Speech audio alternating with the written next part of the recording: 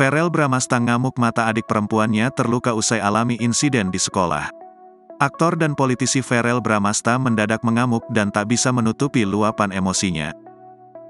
Itu setelah ia mendapat kabar bahwa adik bungsunya, Vania Atabina, mengalami insiden di sekolah.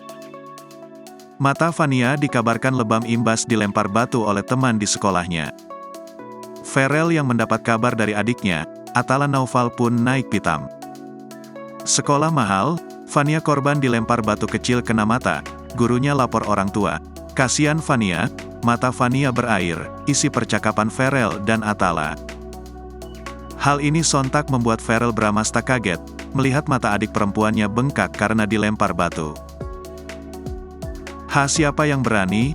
Kenapa bisa gitu? Siapa yang lempar? Jawab Verrell Bramasta penasaran. Hingga hal itu membuat Verrell Bramasta benar-benar marah. Mantan kekasih Natasha Wilona ini meminta agar orang tua di rumah lebih berhati-hati lagi akan menjaga anak di sekolah.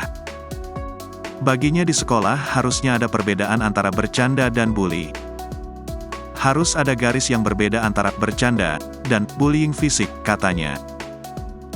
Adik perempuan saya adalah contoh dari masalah ini, dan saya berharap hal-hal seperti ini tidak pernah terjadi lagi, tulisnya. Verrell Bramasta berharap agar ke depan orang tua bisa menjaga anaknya untuk menjadi pribadi yang lebih baik lagi.